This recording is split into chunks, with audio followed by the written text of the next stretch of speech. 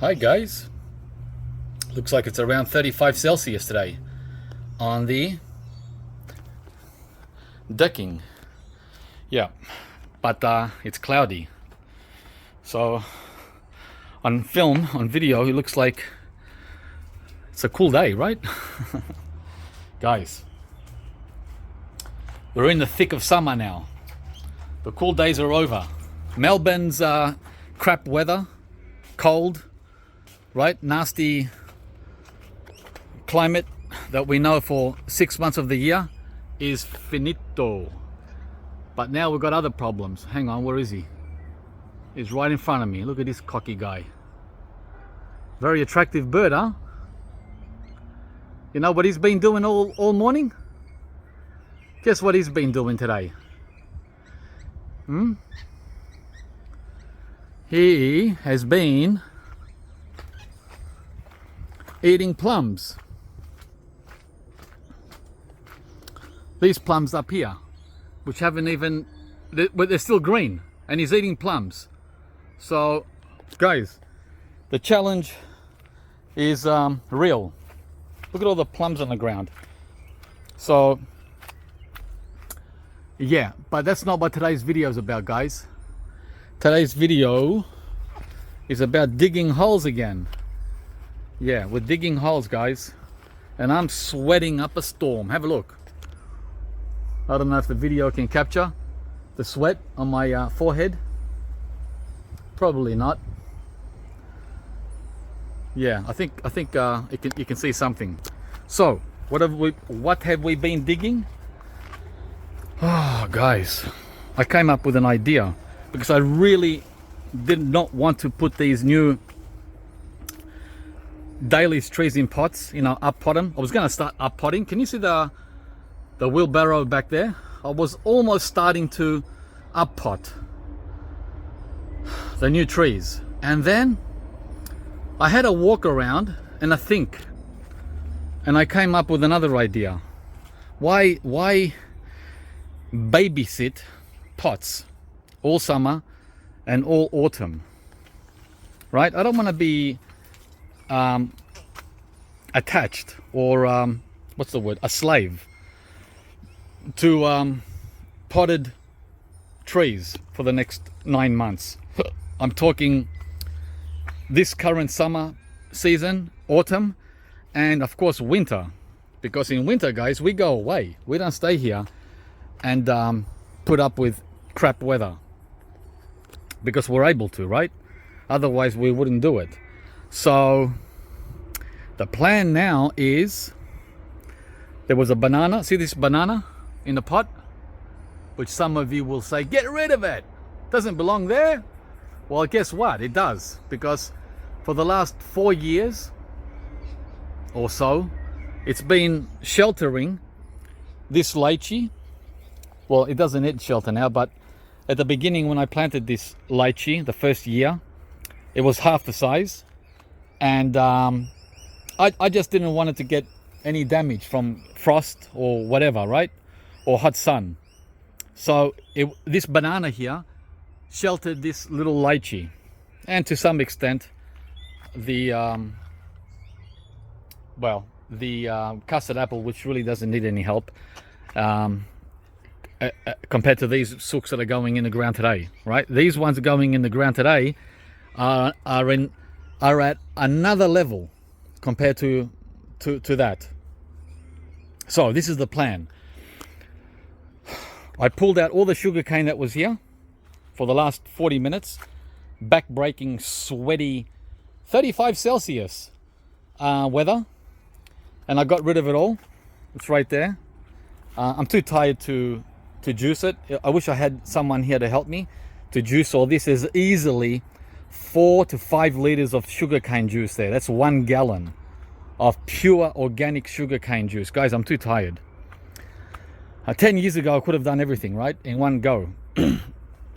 But not now. So that's going to be mulched. I'm going to mulch all that sugarcane. So the sugarcane is gone. That was right here. And this is how I got new space. You know how I've run out of space everywhere? I've run out of space. I keep saying that, don't I? Well, I reclaim space by moving things around. Either removing trees, moving big plants like that in the pot. It was right there. Where this Lucuma is, see the circle? That's where this pot was. So I've tucked it away up against the bougainvillea, out of the way of all the action. The action is going to be in here. So this will not affect the new plants, other than to maybe protect them from the hot sun. I'm going to use these leaves, directional leaves, to assist these new trees because of this opening. We have an opening here. Hot sun opening. And these guys don't want hot sun this year or next year. So I'm gonna have to protect them using these leaves. Do you understand? So this banana is gonna be used for that purpose. And the pink guava is almost filled in with new growth, right? So that's gonna help as well. The sun, by the way, travels from over there to over here, right? So the guava and the jaboticaba are gonna protect these guys. Okay, so now you understand the logistics. So this is what I'm planning to do. Behind this lychee, and there's the sun now. The sun just came out. See it? So the plan is the Lucuma will be first. By the way, the property here is sloping, right? Hang on. Back there is the street. Up there, where are we? Up there is the street at the top of the property, up high. And down here, it slopes downhill. Okay? So where that lemon tree is back there, that's the lowest level on the property, right? Okay, so the Lucuma, which is grafted onto a canistel, is going to be right behind this lychee. And look how the lychee now is getting a lot of sun because I moved the banana out the way. See? Now the lychee can take sun. Now that it's in its 5th year. This is year 5. Right? But for the first year, this banana was protecting this lychee from the hot sun. Okay. So the Lucuma is going to go right behind this lychee. Not far. By the way, you're going to also tell me everything's too close. Guys, don't pull that with me, okay? Don't pull that one with me.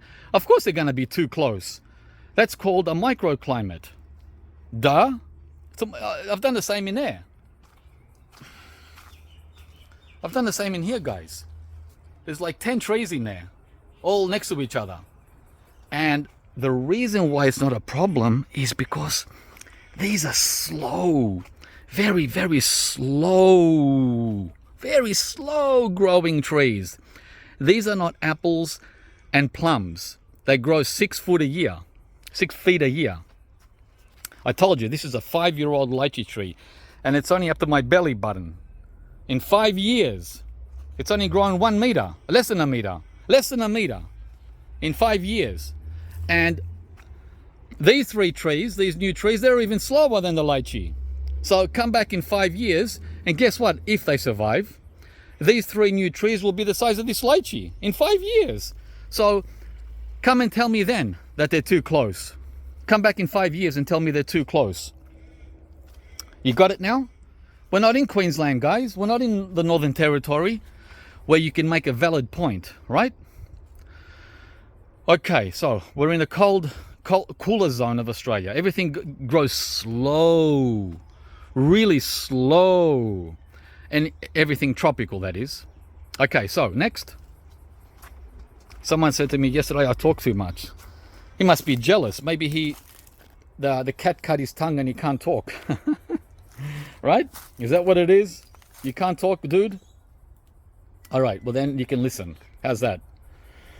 So here we're gonna put the what's it called? The sugar apple, right? And there, the yellow mangosteen.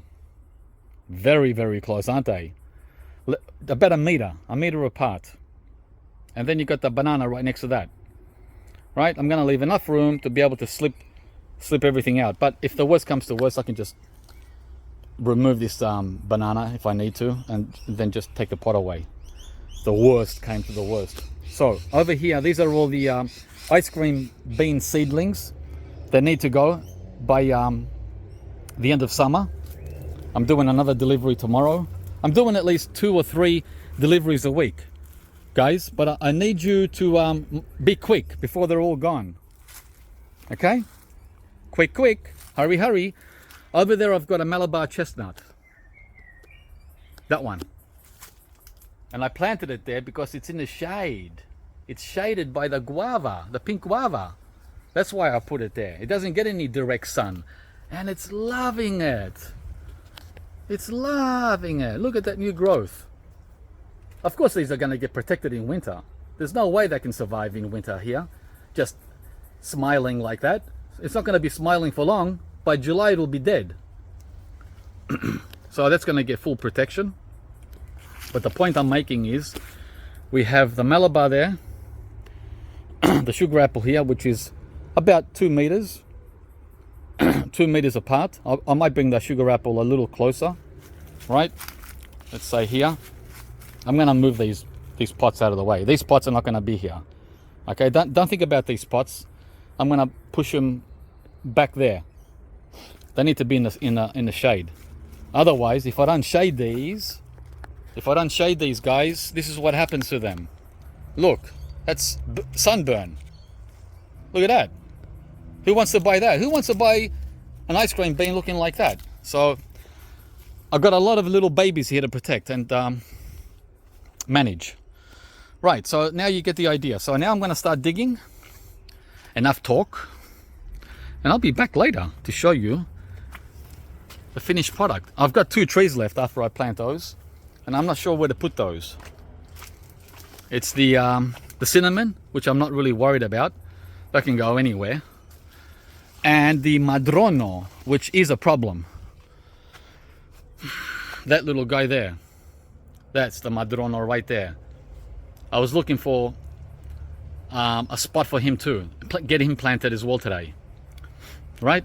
The gifted black sapoti, I'll just put that in a pot for further notice. They're going to be my backup black sapotis. I've got 2 of them now from dailies. They can stay in pots. The reason they can stay in pots is because they don't need any help in winter. They don't need winter protection. Whereas the madrono does. Madrono and black sapoti are 2 different animals, guys. So that's the idea. I've got to find somewhere for the cinnamon, although I can do that later. I might up pot the cinnamon. I'm going to up pot the black sapoti. But the madrono, I want that in the ground. And then lastly, I have the moringa. That little fella. That little moringa there. The drumstick, which I also want to put in the ground. I haven't found anywhere to put it though. Look at these ants. Look at all these ants. And the Subel white sapoti. They're farming scale. Someone told me my scale problem is nothing to do with spraying oil. It's to do with ants. Ants are my problem. Ants. Guys, I don't have time to sit around and monitor the ants and deal with ants, right? I've looked for solutions of putting things around the trunk so the ants can't climb, but I don't know what to use. Maybe you can chime in. Give me a link. Give me a link, guys.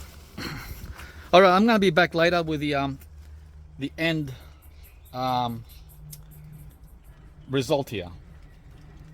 Starting to rain. That's another reason I wanted to do this today, because it's going to rain and it looks like the rain's going to beat me. See ya. Welcome back. Okay, 1 hour and a half later. Whew, guys, I got my exercise for the week, that's for sure. All right, so the 3 trees are in. The Lucuma, yellow mangosteen, and sugar apple. The three exotic tropicals that are very cold sensitive. For my climate zone. I'm not completely finished. I planted them raised up a little. The sugar apple only about 4 inches above grade, but the Lucuma about 5 or 6 inches above grade, and the yellow mangosteen about 3 inches above grade. So not much. Remember, this is sloping. The land here is sloping, right? Keep that in mind. So now I've got to put some mulch. See how you can see the root flare on the Lucuma? Yeah, I didn't want to put that flare under the soil, under the grade. The same with the yellow mangosteen. The root flare is visible there too, and the sugar apple, except its roots are darker. You can't see them. So that's it, guys. The, what do you call it? The oh gee, brain farts. The water is running. Not running, geez, what am I saying? Draining. It's draining really well. That one I just planted now, that's the last tree, that's why it still has water in it. After about 3 or 4 gallons of water, then it flushes, then it drains immediately. This is the first gallon. The first gallon always sits around, right? See how this one is drained and that one over there is drained? That's because they've had 4 gallons of water. I planted the sugar apple first, then the Lucuma, and last I did the yellow mangosteen. Guys, we're done. I put some sand in there, paving sand, and some gypsum in each hole. No amendments, no other amendments I should say, no compost, nothing, no fertilizer, forget it, just straight native soil. I had to use a pick on the Lucuma hole. Look what it had in it. Look what I was dealing with. Look at all these rocks. And the biggest rock of all, that one, right? So that wasn't easy. I needed the pick. And the picking was done in 33 Celsius. Yeah, we've been picking nicely, guys. Yeah, really getting our exercise. Hi. It's summer all the way now. Check out the native tamarind. Oh, the neighbor's gardener just arrived. Thankfully it wasn't too sunny. The sun only came out today for maybe 20 minutes. So, and it sprinkled, I got wet. I was getting a very light rain shower the whole time. So, perfect. It's hot, but guys, there's rain clouds all around me. All right, that's the video for today. Now, I'm gonna go and up pot the black sapote and cinnamon. That can wait, that can be planted another time. But the madrono, I want to put the madrono somewhere, guys. The madrono. Where are we gonna put the madrono? Huh? That little guy back there that I showed you earlier. Just made it. Yay! I was starting to do the potting up, and it started pouring down rain. But that's fine. I can wait here under the Wertz avocado. It's 33 Celsius. It's raining. right? It's cloudy, it's humid, and I am in heaven. Fruitopia heaven. Look at all the avocado, the Wirtz avocado tree leaves that fall here every summer, right? So we get a lot of mulch, guys, from this big boy here. Okay, now I'm going to show you the whole job complete. The rain stopped. It's an hour later. That's the cinnamon, right? In a pot, nice medium-sized pot. This looks like it's gonna be okay. Let's see. Yeah, that's gonna be fine. I wish I could have planted it somewhere, but the thing is, guys, I don't want to rush and make a mistake. And there's the moringa. I put that into a small pot, much bigger than what it was.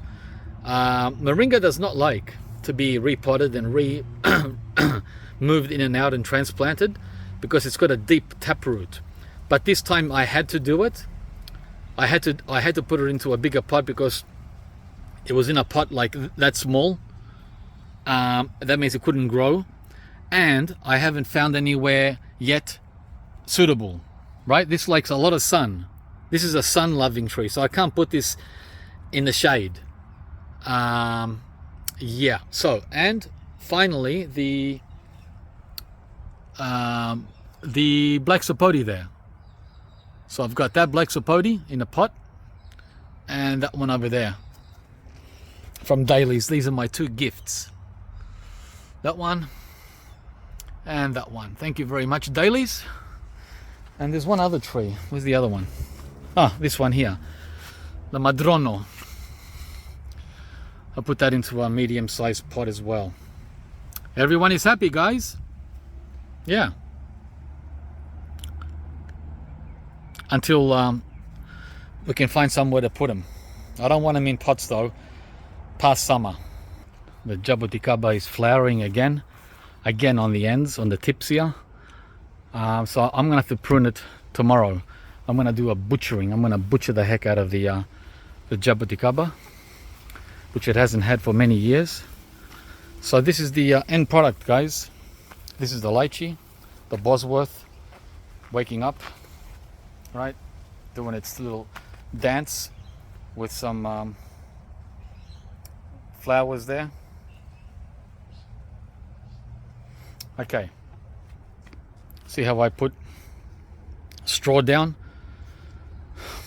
Straw, compost on top, and mesh, so the birds don't ruin it all like they always do, right? So that's a Lucuma with its side branch.